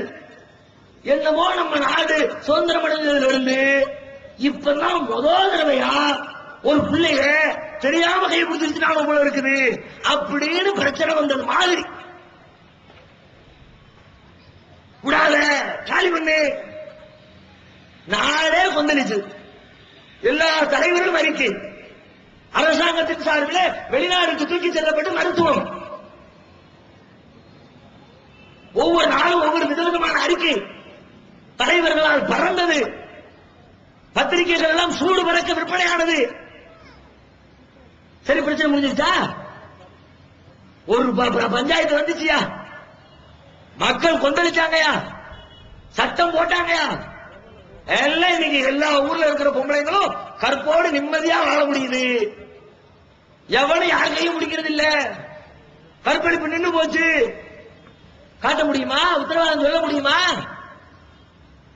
ஏன் சட்டத்துல கோளாறு ஓட்ட? பார்க்க வேண்டிய விஷயங்களை பார்க்க தெரியல. இஸ்லாம் பார்க்கும். மேலோட்டமா அவங்க எடுத்துட்டு அதை மட்டும் தான் பார்க்கிறேன். நீ கெடுக்கிறதுக்கு பல காரணங்கள் இருக்கலாம். திட்டம் போட்டு கெடுக்கிற கேடு கட்டவன் 4 பேர் இருப்பான். எந்த திட்டமும் இல்லாம திடீர்னு உணர்ச்சி வசப்பட்டு தப்பு செய்யற 4 பேர் இருப்பான். திட்டம் போட்டு கெடுக்கிறவனுக்கு அவனுக்கு தனி ட்ரீட்மெண்ட் இஸ்லாம் வச்சிருக்கிறார். கத்தல் கழுத்தை எடுத்துரு, முடிஞ்சது. சபையில உனக்கு நிப்பாட்டி 1,00,000 பேரை நிறுத்தி வச்சு தூக்கு தண்டனை கொடுத்தாலும் நம்ம ஊர்ல போடுற மாதிரி ரகசியமா வெளியே தெரியாம மூஞ்ச மூடி கைத்தை இருக்கு அப்படியே பாடையில தூக்கி வச்சு ஆளுகையில கொடுத்து அனுப்புறது இல்ல. மக்களை எல்லாம் கூட்டி நிப்பாட்டி வச்சு சபையை வச்சு தலையை வெட்டு. நினைப்பு வரும், பார்வை திரும்பாது. 10 நாளைக்கு சவுதியில இந்த சட்டம் தான். இந்த தண்டனையை நிறைவேற்றப்பட்ட இடத்துல பார்த்து விட்டு வந்தவரிடத்திலே கேட்டு பாருங்கள். அதை பார்த்து போட்டு 10 நாளைக்கு சோறு தண்ணி இறங்கல. உணர்ச்சி வரும், சிந்தனை கிளம்பும். மக்கள் முன்னிலையிலே அப்படி நிறுத்தி சட்டத்தை கடுமையாக்கி காட்டு. இது திட்டமிட்ட அயோக்கியனுக்குள்ள ட்ரீட்மெண்ட் தனி விட்டுருவோம். இவன் 4 பேர் இருப்பான், இன்னும் 4 பேர் எப்படி நல்லபடியா தான் இருப்பான். கல்யாணம் முடிச்சு குடும்பம் நடத்தி பொண்டாட்டிக்கு கற்புள்ளவனா வாழணும் இப்படி இருப்பான். ஒழுங்கா ரோட்ல போவான். முன்னாடி பார்த்தா டிமிக்கின்னு இவனை சீண்டி பாக்குற மாதிரி இந்த பக்கம் கொஞ்சம் கேப்பு, அந்த பக்கம் கொஞ்சம் கேப்பு, கலர்ஃபுல்லா டிரெஸ், எலுமிச்சம்பழ கலர்ல இடையில ஒரு சின்ன பிட்வீன் கேப்ப கொடுத்தா ஆம்பளை தானே. எல்லாம் சாமியாரா அதை விட டேஞ்சர். என்ன செய்வான்? உணர்ச்சி தூண்டப்படாதா? சில பேர் போக்கஸ் பண்ணி காட்டுறது மாதிரி. அது பெரிய கூத்து என்ன தெரியுமா? கற்பழிப்புக்கு எதிராக போராட்டம் நடக்குங்க. அவனை தண்டனை கொடுன்னு சொல்ற இடத்துல போராட்டத்துக்கு வந்து நிக்கிறாங்களே, அந்த போராட்ட காலத்தில் நிக்கிற பொம்பளைங்களுடைய டிஷர்ட்ல போடப்பட்டிருந்த வாசகத்தை பார்த்தா டச் மீ, அவங்க டச் மீன்னு போடுவாங்களாம். ஐயோ அக்கா டச் பண்ண சொல்லிட்டாங்களே, ஒருத்தன் டச் பண்ணிட்டா டச் பண்ணிட்டாங்க வேண்டு. இதுக்கு மேல முடிவு கட்டு. இதுவும் காரணம் தானே. பெண்களுடைய ஆடை காரணமா இல்லையா? அவருடைய எடுப்பான தோற்றம் காரணமா இல்லையா? அதுதான மனித ஆண்களுடைய உணர்ச்சியை தூண்டி விடுது. சினிமாவெல்லாம் எப்படி லட்ச லட்சமா சம்பாதிக்கிறாங்க? இந்த ஆண்கள் இருக்கிற இந்த பலவீனத்தை பயன்படுத்தி தானே. பொம்பளை அரைகுறை ட்ரெஸ்ஸோட போட்டு 2 பீஸ் அவுட்டு ஏறு ஒரு டப்பா குத்து போடு இருக்கு ஆம்பளை பூரா உங்களுடைய அபிமான நட்சத்திரம் நடித்து கலக்கும். போட்டாங்க போஸ்ட்ல எங்கேயாவது ஒரு ஆம்பளைய சிங்கிள் பீசி உங்களுடைய நட்சத்திரம் உங்கள் கதாநாயகர் நடிக்கும் விளம்பரம் பண்ணி பொம்பளை போய் சினிமாவில் படம் பார்த்த ஒரு ரெக்கார்டை காட்ட முடியுமா? அவளுக்கு அந்த எண்ணம்லாம் போகாது. பார்வையில உணர்ச்சி கம்மி. அவளை உணர்ச்சி வசப்படுத்துறதுக்கு ரொம்ப டைம் எடுக்கும். ஆம்பளை பார்த்தாலே பத்திக்குவான். அப்ப பார்வையில் டேஞ்சர் இருக்குங்க போது அதுக்குரிய பாதுகாப்பு ஏற்பாடு செய்யணுமா இல்லையா? இஷ்டத்துக்கு சுதந்திரங்கிற பேர்ல திறந்து விட்டுட்டு ஆடைகளை எல்லாம் ஓபன் பண்ணி விட்டுட்டு கடைசியில தப்பு செஞ்சுட்டாங்கன்னா வாசலை இருக்க சாத்து. எத்தனை பேருக்கு இந்த அறிவு வந்துச்சு? நான் கேட்கிறேன், இந்த பெரிய பிரச்சனை நடந்துச்சுல அதுக்கு பிறகாவது நாட்டில் இருக்கிற பெரியவங்களுக்கு புத்தி வந்துச்சா? கற்பழிப்பு தீர்வு சொல்றாருன்னா ஆந்திராவில் ஒரு பெரிய கமிஷனர் தலைமையில தீர்வு சொன்னாங்க. என்ன தீர்வு தெரியுமா? கல்லூரி மாணவர்கள் மாணவிகள் கற்பழிக்கப்படாமல் இருப்பதற்கு கமிஷனர் தலைமையில எல்லா வேலை. என்ன வேலை தெரியுமா? எல்லாத்துக்கும் கமிஷனர் சார்பில் 50 கிராம் மிளகா பொடி பாக்கெட் விநியோகித்தார். மிளகா பொடி பாக்கெட் கொண்டு போயிட்டா மேட்ரு ஓஞ்சுதா? நீ மிளகா பொடி கொண்டு வர நல்லா ஃபுல்லா கவர் பண்ண கண்ணாடி போட்டா வந்தாமனா அப்ப என்ன செய்வ? இன்னொரு அந்த பக்கம் பாமையில உட்கார்ந்துக்கிட்டு நீ ஒவ்வொருத்தரும் கத்தி வச்சுக்க. கத்தி தமிழ்நாட்டில் கூட கொடுத்தாங்க சட்டப்படி, அது குற்றம். மாணவிகளுக்கு கத்தி வைத்துக் கொள்ளுங்கள். கத்தி வச்சா போதுமா? கத்தியை எடுத்து வீச தெரியணும்ல, எதிரியாலையை குத்த தெரியணும்ல. ஓங்கத்தியை வச்சு ஓங்கத்தையும் பழக்கிட்டாம்ல.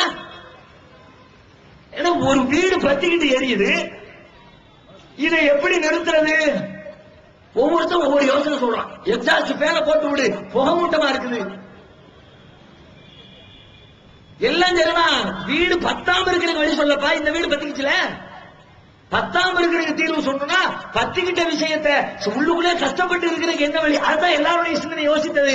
இஸ்லாம் யோசிக்கிறது பெண்களுடைய ஆடையில் ஆண்களுடைய கற்பு ஒளிந்திருக்கிறது. தேவையில்லாம உன்னை சீண்டிடக்கூடாது, நல்லவன் கெட்டு போயிருமா. இப்படி சொன்ன உடனே சில பேரு பெண் உரிமைவாதிகள் அவங்க என்ன பண்ணாங்க தெரியுமா? பேடையை போட்டுக்கிட்டு இவங்க எல்லாம் மற்றவர்களை சகோதரிகளாக பார்க்க தெரியாதவர்கள். நாங்களாம் அக்கா தங்கச்சியா பாக்குறோம்பா. அக்கா பார்த்தா அப்படியா, தங்கச்சியா பார்த்தா அப்படியா உணர்ச்சி வருது. அது மாதிரி ஊர்ல உள்ள பொம்பளைங்களை எல்லாம் பார்க்கிறோம். அப்படி பாக்குறல உனக்கு ஒரு டெஸ்ட் பா. எங்க டெஸ்ட்ல நீ ஜெயிச்சுட்டா நெசமாவே நீ சொல்றது கரெக்ட்னு ஒத்துக்குறோம். என்ன டெஸ்ட்? மேடை போட்டு லைட்டிங் போட்டு உட்கார வச்சிருவோம்.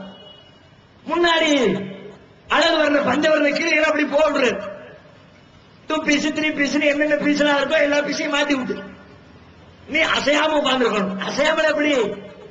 அசையாம உட்கார்ந்துருக்காரு. ஒண்ணு தெரியாத பாப்பா மாதிரி எப்படி மூஞ்ச பவ்யமா வச்சுக்கிட்டு உள்ளுக்குள்ள மூளையில ஓடுங்கள. நம்ம டெஸ்ட் என்ன டெஸ்ட்? உன்னை மேடையில உட்கார வச்சுட்டு உங்களுடைய மூளையில கனெக்ஷனை கொடுத்து கம்ப்யூட்டர்ல ஜாயின் பண்ணி எந்தெந்த மூளையில எந்தெந்த பகுதி என்னென்ன வேலை செய்து எல்லாத்தையும் கம்ப்யூட்டர் காட்டி கொடுக்கும். ஏன் மூளையில அப்படித்தான். சிரிக்கணும்னா ஒரு ஏரியா வேலை செஞ்சா தான் சிரிப்பான் ஒருத்தன். அழுகணும்னா அதுக்கு தனி செக்ஷன், கையை தூக்குறதுக்கு தனி ஏரியா, படுத்து தூங்குறக்கூடிய ஏரியா, ஒண்ணுக்கு ஏரியா இருக்குது. அது மாதிரி ஒரு மனிதனுடைய பாலியல் சிந்தனை உணர்ச்சி பெருக்கெடுக்கிறது என்றால் அந்த இடம் துடிக்கும். உன் மூஞ்சி மாறாது, கண் பார்வை மாறாது, கைகள் மாறாது, உறுப்புகளில் மாற்றம் இருக்காது. ஆனா உள்ளுக்குள்ள மூல மாறுபட அதை கண்டுபிடிப்போம்ல. டெஸ்டுக்கு தயாரா? ஒத்துக்கிட்டு வர்றியா? ஒரு பேர் வரல, சவால் விட்டோம். அக்கா தங்கச்சியா பாக்குறோம்னு சொல்றியா? எல்லாத்துக்கும் சவால் யாரையா ஒத்துக்கிறியா? அப்ப இப்படி எதற்கு என்னென்ன தீர்வு? எல்லா விஷயத்துக்கும், திருட்டுக்கு தீர்வு, கொலைக்கு தீர்வு, கற்பழிப்புக்கு தீர்வு, தண்ணீர் பிரச்சனைக்கு தீர்வு, ஆடம்பர சிக்கலுக்கு தீர்வு, பெண்கள் திருமணம் முடிக்கப்படாமல் இருப்பதற்கு தீர்வு, பெண் சிசு கொலைக்கு தீர்வு. எல்லா பிரச்சனைக்கும் தீர்வு. இத பாக்குறாங்க. இப்படி ஒரு மார்க்கம் உலகத்தில் எதியா? எல்லாத்துக்கும் தீர்வு என்ன இருக்கு? நீங்க எந்த மதத்தை எடுத்தாலும் மத சட்டம்னா என்ன தெரியுமா? கடவுளை எப்படி கும்பிடுறது, சாமிக்கு எப்படி அபிஷேகம் பண்றது, கோவிலை எப்படி சுத்தப்படுத்துறது, கடவுள் பெயரா அன்னதானம் எப்படி கொடுக்கிறது, அத்தோட கடவுளின் படி முடிந்தது, மதத்தின் கடமை முடிந்தது. ஆனால் இஸ்லாத்துல இறைவனுக்கு செய்ய வேண்டிய வழிபாடு அதுவும் தெல்ல தெளிவாக இருக்கும். உன் நண்பனிடத்திலே எப்படி நடக்க வேண்டும், பெற்றோரிடத்திலே எப்படி நடக்க வேண்டும், பிள்ளைகளை எப்படி பேண வேண்டும், அரசாங்கத்தை எப்படி நடத்த வேண்டும், எல்லா பிரச்சனையும் மனிதன் மனித குலத்திலே சந்திக்கிற அனைத்து துறைகளுக்கும் தீர்வு சொல்லக்கூடிய ஒரே மார்க்கமாக ஒரே வழிமுறையாக இஸ்லாம் திகழ்கிற காரணத்தினால்தான் அதை உன்னத மார்க்கம் என்று போற்றுகிறோம். அதை பார்த்து விட்டுதான் ஓடியாராங்க. இப்படிப்பட்ட உன்னதத்தை எங்கேயும் பார்க்க முடியலையே. பேரெல்லாம் உன்னத தலைச்சுக்கிட்டாங்க, உன்னத பாட்டு. ஆனா உள்ள இருக்கிறதெல்லாம் மன்மத பாட்டா இருக்குது. ஆனா இது நெசமாவே உன்னத பாட்டா இருக்குது. சொல்லப்பட்டிருக்கிற போதனைகள் எல்லாம் உன்னதமாகவே அமைந்திருக்கிறது. இப்படி ஒவ்வொரு கோணத்திலும் தனது தனித்தன்மையை இஸ்லாம் நிரூபிக்கிறது. அந்த தனித்தன்மையை முஸ்லீம்கள் தங்கள் வாழ்க்கையில் கடைபிடிக்கிறார்களா? அதுதான் சிந்திக்க வேண்டிய கேள்வி. அந்த உன்னத வாழ்க்கை, உன்னத வழிமுறை, உன்னத மார்க்கம் முஸ்லிம்களுடைய வாழ்க்கையில் பிரதிபலித்திருந்தால் இன்னைக்கு இந்தியாவில் முஸ்லிம்கள் சிறுபான்மையினர் என்ற பேச்சுக்கு இடமில்லை. உங்களை பார்க்கிறவர்கள் எல்லாம் இப்படிப்பட்ட மார்க்கத்தை நம்மளும் தழுவ வேண்டுமே, இஸ்லாத்தை ஆற தழுவார்கள். நம்முடைய நிலவரம் எப்படி? நம்மளை பார்த்தாங்கன்னா ஓடிடும். மற்ற மதங்களை எப்படி கிண்டல் செய்கிறார்களோ, கேலி பொருளாக உட்படுத்துகிறார்களோ, மூட நம்பிக்கை இருக்கு, அறியாமை இருக்குது, வீண் வெட்டியான காரியங்கள் இருக்கிறது, அறிவுக்கு பொருந்தாத செயல்பாடுகள் இருக்கிறது என்று மற்ற மற்ற சித்தாந்தங்களை உலகத்திலே இருக்கிற அறிவுஜீவிகள் எப்படி விமர்சிக்கிறார்களோ அதே போன்று இன்றைக்கு முஸ்லிம்களுடைய நடைமுறையும் அறிவுக்கு அப்பாற்பட்டது என்று விமர்சிக்கப்படுகிறது. இஸ்லாத்தை விமர்சிக்க முடியல. இப்ப இஸ்லாத்தை குறை சொல்லணும்னு நினைக்கிறவங்க எதை குறை சொல்றாங்க? குர்ஆன்ல இருந்து ஒரு வசனத்தை காட்டி இதை தப்புன்னு சொல்ல முடியல. நபிகள் நாயகத்துடைய போதனைகளை காட்டி இது அறிவுக்கு பொருந்தலன்னு சொல்ல முடியல. பார்த்தாங்க குர்ஆன் ஹதீஸை தொட முடியாது. வேற எதை சொல்லலாம்? இருக்கவே இருக்கலாம் பாய். நம்ம பாய்மார் செய்யற வேலையை எடுத்துப்போம். அவங்க செத்தவனை அடக்கம் பண்ணி வச்சுட்டு போய் நின்றுகிட்டு புல்லா போட்டு அப்படியாவே அப்படின்னு கையெழுந்துறானே. இது ஒண்ணும் போதாதா? இஸ்லாத்தை மௌட்டியம் நிறைந்த மார்க்கம் என்று மக்கள் மத்தியிலே பிரகடனப்படுத்துவதற்கு மரணித்தவர்களின் சமாதியில் போய் கையேந்துகிற ஒரு காரியத்தை விட வேறு எந்த காரியத்தை சொல்வது? இறந்துட்டாங்க நல்லா தெரியுது. இறந்துட்டாங்கன்னா என்ன அர்த்தம்? அவன் பாடியில் இருக்க பார்த்து எதுவுமே வேலை செய்யலன்னு அர்த்தம். அவர் நாக்கில கொண்டு போய் தேனை வச்சு அவர் டேஸ்ட் பண்ணாரு. அந்த நாக்கு கையிருக்கும் கையை வச்சு பிடிக்க மாட்டாரு, கால் இருக்கும் காலை வச்சு நடக்க மாட்டாரு, கிட்னி இருக்கும் கிட்னிக்குரிய வேலையை செய்யாது, இதயம் இருக்கும் ரத்தத்தை பம்ப் பண்ணாது, மூளை இருக்கும் கட்டளைகள் அனுப்பாது, காது இருக்கும் காதுல விளங்காது. இது எல்லாம் ஜட்ஜ்மெண்ட் ஆனா தானங்க மௌத்தா போயிட்டாரு தூக்கி கொண்டு கவன் பண்ணி அடக்கம் பண்ணுவோம். நீங்க அடக்கம் பண்ணிட்டீங்கனாலே அவர் காது போச்சுன்னு அர்த்தம். ஸ்பீக்கரு ஐயாவுக்கு அவுட். ஸ்பீக்கர் அவுட் ஆயிட்டு கன்ஃபார்ம் பண்ண ஒரு ஆள்கிட்ட போய் ஒருத்தர் பேசுறதா இருந்தா எப்படி பேசணும்? இறந்து போனவர் விடுங்க, உசுரோடு ஒருத்தர் இருக்கிற ஊருக்கே தெரியும் இவருக்கு காது கேட்காது. சங்க வச்சு ஊதினாலும் லேசா காதை அப்படி குறைஞ்சு விட்டுட்டு போற ஆளுன்னு ஒருத்தர் பத்தி கன்ஃபார்மா தெரியும். பின்னாடி இருந்து கூப்பிடுறாரு, அண்ணே அண்ணே அப்துல்காரண்ணே ஆனா உங்களை தாமனா பக்கத்தில் நிக்கிறவன் என்ன சொல்லுவோம்? அவனுக்கு தான் காது கேட்காதுனா கிட்ட போய் தொட்டு கூப்பிடுறா. இங்கிட்ட சத்தம் போட்டா அவனுக்கு விளங்கிருமா? காது விளங்கலன்னா அவரை எப்படி கூப்பிடணுமோ அப்படி கூப்பிடணும். வாயை திறந்து சத்தம் போட்டு கூப்பிட்டா விளங்காது. அவனுக்கு அப்படி ஒருத்தன் கூப்பிட்டாம அவனுக்கு இருக்கமோ உனக்கு லூசா, அவனுக்கு தான் காது கேட்காது தெரியுமில்ல. பெரிய இருக்கு அவனை கூப்பிட்ட நேரில் போய் முன்னாடி போய் கூப்பிடுறா. அவனை தொட்டு பேசல சொல்லுவோம்ல, சைகையில பேசு, உம பாஷையில பேசி காட்டு சொல்லுவோம்ல. கண்ணுக்கு முன்னாடி உசுரோடு இருக்கான், காது கேட்கல, அவரிடத்த போய் அவர்கிட்ட சத்தம் போட்டு பேசினா லூசுன்னு பட்டம் கொடுத்துருறிய.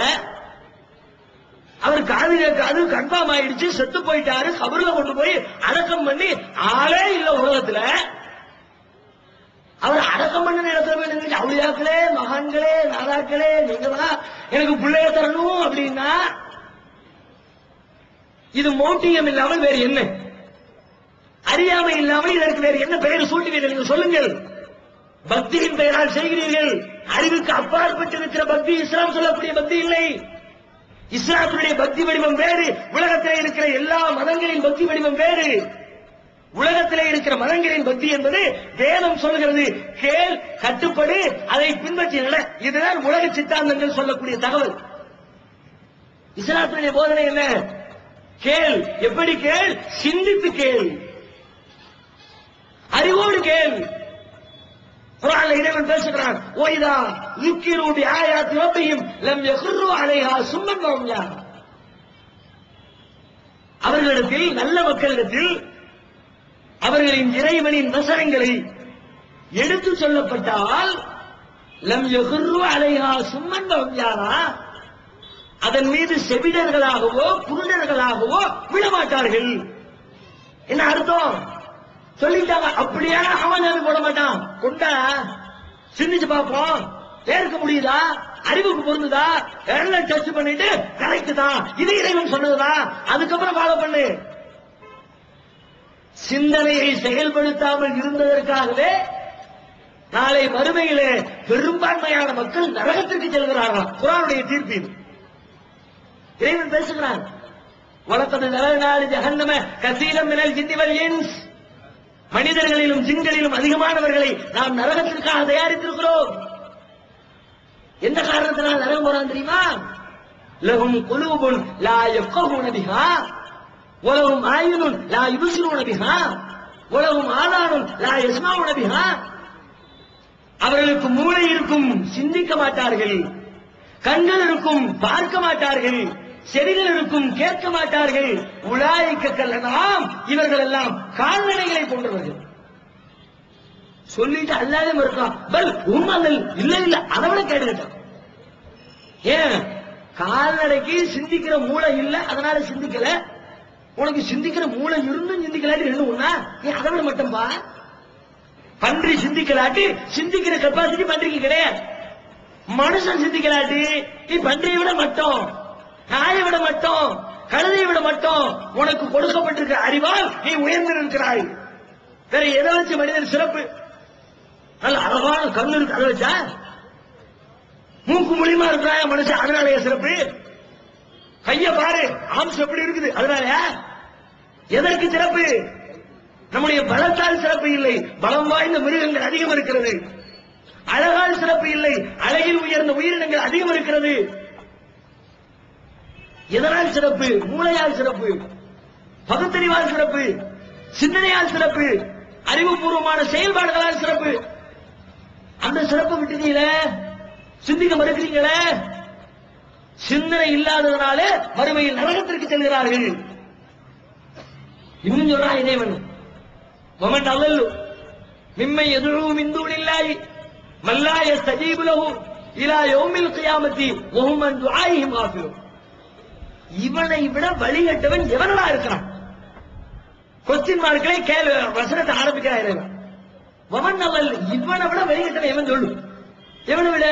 மிம்மை யதுஉ மின் தூனில்லாஹி, அல்லாஹ்வை விட்டுட்டு கியாமத் நாள் வர அழைச்சாலும் பதில் சொல்ல மாட்டானே, அவனை போய் கூப்பிடுறானே, அவனை விட வழிகட்ட முட்டா பைய எவன் இருக்கான்னு சொல்லு. கியாமத் நாள் வர கூப்பிட்டாலும் பதில் சொல்ல மாட்டாங்க. தர்காக்களில் அடக்கம் செய்யப்பட்டிருக்கிற அவுலியாக்கள் நீங்க நம்புறீங்களே, அவர்கள் உங்களுடைய அழைப்புக்கு பதிலளிப்பார்களா? ஒரு மணி நேரம் கூப்பிட்டா நோயின் திரும்ப திரும்ப கூப்பிட்டுட்டே இருக்காயா, என்னன்னு கேட்டுருவாங்களா? வீட்டுல சின்ன குழந்தைங்க இருக்கும், ஏதாவது வேலை செஞ்சுக்கிட்டு இருப்போம், வந்து நின்று எத்தான்னு காலம் பண்ணிக்கிட்டே இருப்பான். நம்ம முக்கியமான வேலைகள் இருப்போம், ஒரே பிராண்டிக்கிட்டே இருக்காங்க, என்னடா சொல்றான், எரிச்சல் பட்டாது கேட்போம்ல. தர்காக்களை அடக்கம் பெற்றிருக்க அவுளியா அப்படியாவது எரிச்சல் பட்டு வியாழக்கிழமை மகரிபல் வந்தான், இஷா ஆயிடுச்சு, மறுநாள் சுமர் ஆயிடுச்சு, வெள்ளிக்கிழமை சும்மா வேலை இருக்குது, இன்னும் போகாம நிக்காத, என்னடா சொல்லுடா கேப்பாரா? கேட்டா தாராளமா கேட்க, நாங்களும் வந்து கேட்கிறோம். அவரும் கேட்க மாட்டாரு, உங்களுக்கு கோரிக்கைக்கு பதிலளிக்க மாட்டாரு. இன்னும் அதை விட பெரிய கொடுமை என்னன்னா, காது கேட்காதவர்கிட்ட போய் நீங்க பேசுறீங்க. என்ன பேசுறீங்க? அவரிடத்துல அல்லாவிடத்தில் எவை பேச வேண்டுமோ அதையெல்லாம் அவரிடத்தில் பேசுகிறீர்கள். யார் யார்கிட்ட எதை பேசணும்னு ஒரு லிமிட் இருக்குல்ல, எல்லை தாண்டி பேசக்கூடாதுல்ல. டிஜி இருக்கிறாரு, ஒரு காவல்துறை அதிகாரி இருக்கிறார், அவர்கிட்ட பேச வேண்டியது ஒண்ணு இருக்கு. ஒரு உளவுத்துறை அதிகாரி, அவருக்குன்னு ஒரு லிமிட் இருக்கிறது. தகப்பனார், அவங்களுக்குன்னு ஒரு லிமிட் இருக்கிறது. பொஞ்சாதி, அவளுக்குன்னு ஒரு லிமிட் இருக்கிறது. யார் யார்கிட்ட எதை பேசணும் அதுதான் அவங்க கிட்ட பேசணும். பொஞ்சாதிட்ட பேசுற மாதிரி கமிஷனர் பேச முடியுமா? அவங்களுடைய மரியாதை அவங்களுக்கு கொடுத்தாகணும். மரியாதை விட்டு இறக்கிட முடியாது, குறைச்சிட முடியாது. நம்ம பிள்ளைகிட்ட பேசுற மாதிரி தகப்பன்கிட்ட பேச முடியாது. படைத்த இறைவனிடத்தில் பேசுறத அவனால் படைக்கப்பட்ட படைப்புகளிடத்தில் பேசலாமா? நீங்க என்ன பேசுறீங்க? அவுலியாக்களே, நீங்க தான் எங்களுடைய நோயை நீக்கணும். ஒரு டாக்டர்கிட்ட போய் கேட்டா கூட நியாயம். ஏன்? டாக்டர் மருந்து வச்சிருக்காரு, மாத்திரை தருவாரு, ஊசி போடுவாரு, கண்ணுக்கு எதிராக காரண காரியத்தோடு நோய் நீங்குகிற வேலையை செஞ்சு காட்டுறாரு, பிராக்டிக்கலா தெரியுது, கேளுங்க, தப்பில்லை. ஆனால் அவுலியாவிடத்திலே கேட்கிறீர்கள், தர்காக்களில் அடக்கம் செய்யப்பட்டவரிடத்திலே கேட்கிறீர்கள். எப்படி கேட்கிறீர்கள்? அவர் நீங்க கண்ணுக்கு முன்னாடி பார்க்கல, உங்களுடைய கோரிக்கை அவர் காலில் விழுதா தெரியல. ஆனாலும் நேரடியாக இல்லாவிட்டாலும் மறைமுகமாகவாவது உங்களுடைய கோரிக்கைக்கு அவர் உதவி செய்வார் என்று நம்புகிறீர்கள். இந்த மாதிரி மறைமுகமா உதவி செய்யக்கூடிய ஆற்றல் யாருக்குரிய ஆற்றல்? படைத்த இறைவனுக்குரிய ஆற்றலுங்க. அல்லாஹ்ட்ட கேட்டீங்கன்னா அல்லாஹ் எப்படி உதவி செய்வான்? யா அல்லாஹ், இந்த நோயை குணமாக்கிறா அல்லாஹ். அல்லாஹ் டக்குன்னு அரிசில இருந்து ஆவடிக்கு நேரம் குதிச்சு, உனக்கு தலைவலியா, உனக்கு அனாசின் சாரிடான் மிக்ஸ் ஆக்ஷன் 500 எல்லாத்தையும் மிக்ஸ் பண்ணி நியூ ப்ராடக்ட், காட் ப்ராடக்ட் கொண்டு வந்திருக்கிறேன், போட்டுக்க தருவானா அல்லாஹ்? அவன் எப்படி குணமாக்குறான்னு தெரியாது, எந்த வழியில குணத்தை கொடுப்பான் தெரியாது, எந்த வழியில செல்வத்தை கொடுப்பான் தெரியாது, எந்த வழியில பிள்ளைய கொடுப்பான் தெரியாது. அறியாத விதத்திலே நமக்கு உதவி செய்யக்கூடிய இறைவன். அதனாலதான் அல்லாஹ்ட்ட கையேந்தி பிரார்த்திக்கிறோம். அந்த பிரார்த்தனைய அல்லாஹ்விடத்தில் கேட்க வேண்டிய அந்த கோரிக்கைய அல்லாஹ்வால் படைக்கப்பட்ட ஒரு அல்ப ஜந்திரத்தில் இறந்து விட்டவரிடத்தில் கோரிக்கை வச்சா இது அறியாமை இல்லாமல் இது உலக சமுதாயம் ஏத்துக்குமா? இதை செய்யக்கூடியதை பார்த்து இஸ்லாத்துக்கு வருவாங்களா? இது உன்னதமா இருக்கும்னு ஒத்துக்குவாங்களா? இதை பார்க்கிறவங்க என்ன நினைப்பாங்க? எல்லாம் ஒண்ணுதான், நம்ம மார்க்கும் அவங்க மார்க்கும் ஈக்குவல் தான்பா. எந்த விதத்திலும் இஸ்லாம் உத்தேசம் உன்னதமானதான் சொல்ல முடியாது. நம்ம சிலையை நிப்பாட்டி வச்சு கல்ல வடிவமைச்சு சிலையை வச்சு கும்பிடுறோம், அவங்க செத்து போனவங்களை சமாதியாக்கி கும்பிடுறாங்க, அவ்வளவுதான் வித்தியாசம். நம்ம கும்பாபிஷேகம் சப்பரம் தூக்கிட்டு போவோம், அவங்க சந்தனம் கொடுத்து, அவ்வளவுதான் வித்தியாசம். நம்ம திதி தேவசம்னு சொல்லிக்குவோம், அவங்க சத்தம் பாத்தியான்னு சொல்லிக்குவோம், அவ்வளவுதான் வித்தியாசம். எல்லாம் ஈக்குவல் தான். அப்ப நம்முடைய மார்க்கத்தை, உன்னதமான சித்தாந்தத்தை அறிவுஜீவிகள் மத்தியிலே, சிந்தனையாளர்கள் மத்தியிலே அறிவற்ற மார்க்கமாக, சிந்தனையற்ற மூடர்களின் மார்க்கமாக நம்முடைய செயல்பாடுகள் வழியாக சித்தரித்துக் கொண்டிருக்கிறோம். உலகத்தில் சித்தரிக்கிறது அது ஒரு விதம். அல்லாஹ்வின் பார்வையில் இது என்ன? நீங்க போய் துவா செய்றீங்களே, இது அல்லாஹ் எப்படி எடுத்துக்குவான்? உலகத்தில் அறிவாளி எடுக்கலாம், எடுக்காம போனா என்ன செய்யலாம் விட்டு தருவோம். நீங்கள் தர்காவுக்கு செல்லக்கூடிய இந்த காரியத்தை அல்லாஹ்விடத்தில் எவ்வாறு இது பதிவு செய்யப்படும்? நபிகள் நாயகம் சொன்னார்கள், அத்துஆவு ஹுவல் இபாதா. துஆ இருக்குதே, அல்லாஹ்விடத்தில் கையேந்தி பிரார்த்தனை செய்யக்கூடிய அந்த காரியம் இருக்குதே, அதுதான் நீங்க செய்யக்கூடிய வணக்கத்திலேயே தலை சிறந்த வணக்கம். தொழுகை எப்படி வணக்கமோ, நோன்பு எப்படி வணக்கமோ, ஹஜ் எப்படி வணக்கமோ, குர்ஆன் ஓதுவது எப்படி வணக்கமோ, அதுபோல அல்லாஹ்விடத்தில் கையேந்தி பிரார்த்திக்கிறீர்களே அது வணக்கம், தலை சிறந்த வணக்கம், அல்லாஹ்வுக்கு ரொம்ப பிடிச்சமான வணக்கம். நபிகள் நாயகம் அது வணக்கம்னு சொல்றாங்க. வணக்கம்னு அதை யாருக்கு செய்யணும்? முஸ்லிம்களுடைய தாரக மந்திரம் என்ன? லா இலாஹ இல்லல்லாஹ், வணக்கத்திற்குரியவன் அல்லாஹ்வை தவிர யாரும் இல்லை. அப்படித்தானே சொல்லுவோம். அந்த வணக்கத்தை கொண்டு அவளியாட்ட கொடுத்தா வணக்கத்திற்குரிய அல்லாஹ் வாய் சொல்லுது. நம்முடைய செயல்பாடுகளின் வழியாக இல்லை இல்லை அவுளியாக்களும் அந்த இடத்தில் இருக்கிறார்கள் என்று வணக்கத்தை அவுளியாவுக்கு கொடுத்தால் அல்லாஹ் பொறுத்துக்குவானா? என்ன வணங்குறத விட்டுவிட்டு எப்படி அவனை வணங்குற? எனக்கு செய்ய வேண்டிய மரியாதை எப்படி அவனுக்கு செஞ்ச? அல்லாஹ் கோவம் வராதா? அல்லாஹ்வை வணங்காட்டி கூட அல்லாஹ் மன்னிச்சிருவாங்க. அவனை வணங்க வேண்டிய வணக்கத்தை அடுத்த ஆளுக்கு கொடுத்தா மன்னிப்பை அல்லாஹ்விடத்தில் எதிர்பார்க்கவே முடியாது. அல்லாஹ்விடத்தில் எதிர்பார்க்கிறது என்ன? மனுஷனிடத்தில் எதிர்பார்க்க முடியுமா? ஒரு ஆள் உங்கள்ட்ட வந்து கடன் வாங்கிட்டு போறார், ரொம்ப கஷ்டமா இருக்குன்னு பாப்பா உங்களுக்கு ஆஸ்பத்திரியில் சேர்த்து வந்துட்டேன், திடீர்னு ஒரு 5000 ரூபாய் செலவுக்கு வேணும், எனக்கு இந்த ஊர்ல உங்களை விட்டு யாருன்னு இருக்கிறா, பார்த்து ஹெல்ப் பண்ணுங்க, ரொம்ப கெஞ்சு கூத்தாடுவீங்க. அவர் கேட்கிறாரு, நீங்க கொடுத்துட்டீங்க. சரி, ரொம்ப பையன் ரொம்ப அழுகுறான், வச்சுக்கப்பா பிடிப்பா, 5000 ரூபாய் கொடுத்தாச்சு. வாங்கினவன் ஒண்ணும் சொல்லாம விருட்டில் படி விட்டு இறங்கிட்டான். உங்களுக்கு என்ன தோணும்? கொஞ்சம் கூட நன்றி கிட்ட போயிலா இருக்கான். 5000 ரூபாய் கொடுத்தோம், ரொம்ப நன்றினே, ஒரு வார்த்தையாவது சொன்னானா? முட்டாப்பையா போய் போய் தோஞ்சு போறான் அப்படின்னு இருப்போம். இப்படி இருக்கிற நம்ம உட்கார்ந்துட்டே இருக்கிறோம். நேரம் ஏத்த வீட்டுக்கு போறோம். அந்த வீட்டு வாசல்ல வீட்டுக்காரர் உட்கார்ந்துருக்காரு. அவர் கையை பிடிச்சி, அண்ணே அவசரமான நேரத்தில் 5000 ரூபாய் கொடுத்து ஹெல்ப் பண்ணதுக்கு ரொம்ப நன்றினே. எப்படி இருக்கும் பணம் கொடுத்தவனுக்கு?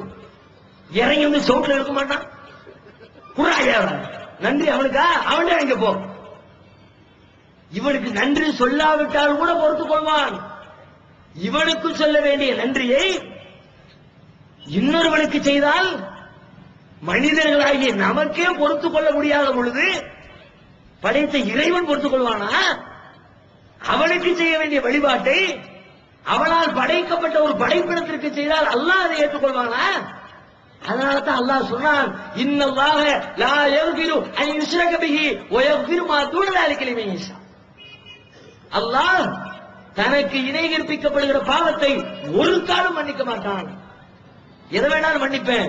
எனக்கு செய்த காரியத்தை இன்னொருத்தருக்கு செஞ்ச அதை நான் ஏற்றுக்கொள்ளவே மாட்டேன் என்று அல்லாஹ் திட்டவட்டமாக திருமறை குர்ஆனில் சொல்லுகிறார். இந்த செயல்பாட்டை விட்டு விலகி திருக்குர்ஆன் சொல்லக்கூடிய வாழ்க்கை முறையை கையில் எடுத்தால் நம்முடைய வாழ்க்கை முறையின் வழியாகவும் இஸ்லாம் உன்னத மார்க்கம் என்பதை நிரூபிப்பதற்கான வாய்ப்பு கிடைக்கும். அது மட்டுமா, இன்னும் ஏராளமான வழிமுறைகள், புதிய புதிய அனுஷ்டானங்கள், உன்னத மார்க்கத்தில் இல்லாத விஷயத்திலே எல்லாம் நாம உள்ளுக்குள்ள வழியை திரித்து இது இஸ்லாம் அது இஸ்லாம் அது இஸ்லாம்னு அல்லாஹ்வுடைய தூதர் காட்டி தராத வழிமுறைகள் எல்லாம் இன்றைக்கு இஸ்லாத்தின் பெயரால் அப்படியே இஸ்லாத்தை சுற்றி அழுக்கு படித்து மாசடைந்ததாக உருவாக்கப்பட்டிருக்கு. நிறைய உருவாக்கி வச்சுக்கிட்டோம். இந்த ஒவ்வொரு காரியத்தின் வழியாக இஸ்லாத்தை ஒரு கெட்ட மார்க்கமாக மற்ற மக்களுக்கு நாம எடுத்து சொல்லிக் கொண்டிருக்கிறோம். எத்தனையோ வழிபாடு சொல்லலாம்.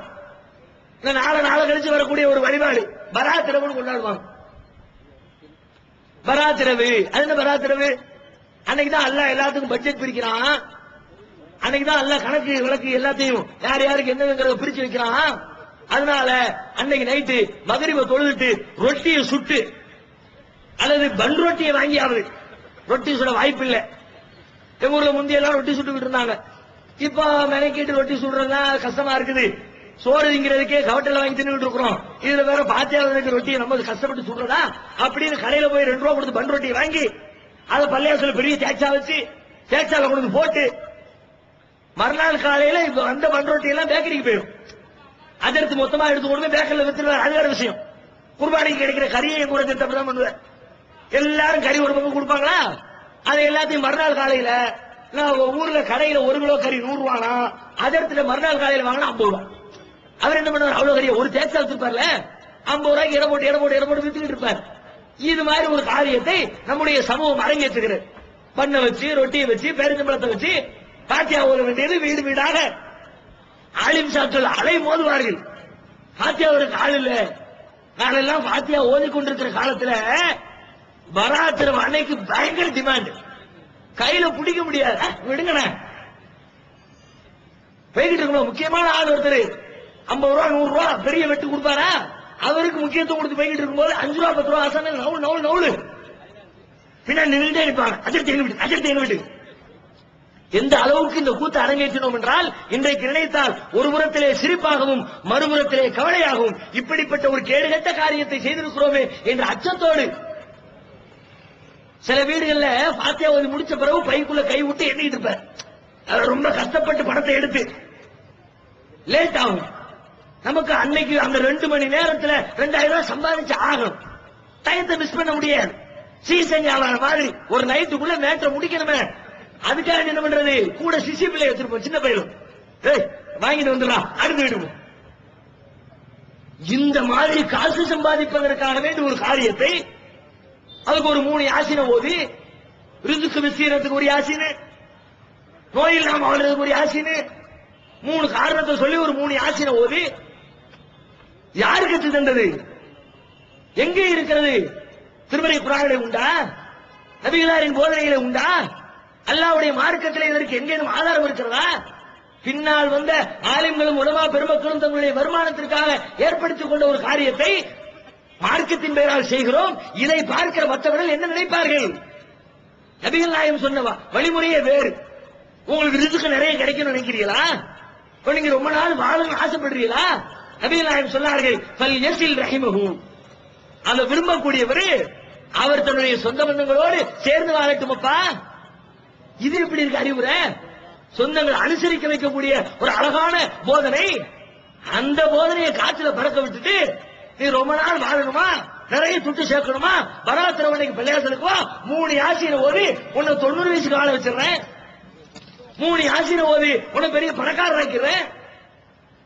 இதுவெல்லாம் இஸ்லாத்துடைய அந்த உன்னதத்தை கெடுக்கக்கூடிய காரியங்கள். இப்படி எண்ணற்ற பல காரியங்களை உருவாக்கி வைத்திருக்கிறோம். அவற்றை எல்லாம் தூர விலக்கிவிட்டு திருமறை குர்ஆன் எதை சொல்கிறதோ, திருத்தூதரின் போதனைகள் எதை கற்றுத் தருகிறதோ அந்த 2லிருந்து நம்முடைய வாழ்க்கை முறைக்கான வழிகாட்டுதலை எடுத்து நம்முடைய வாழ்க்கையில் கடைபிடித்து இஸ்லாம் உன்னதமான மார்க்கம் தான் என்பதை திரும்ப திரும்ப உலகத்திற்கு நிரூபித்துக் கொள்கிற மக்களாக அல்லாஹ் ரப்பல் ஆலமீன் அனைவரையும் ஆக்கி அருள் புரிவானாக. வஆகிரு தஅவானா அல்ஹம்துலில்லாஹி ரப்பில் ஆலமீன். அஸ்ஸலாமு அலைக்கும் வரஹ்மத்துல்லாஹி வபரகாத்துஹு. அல்லாஹ்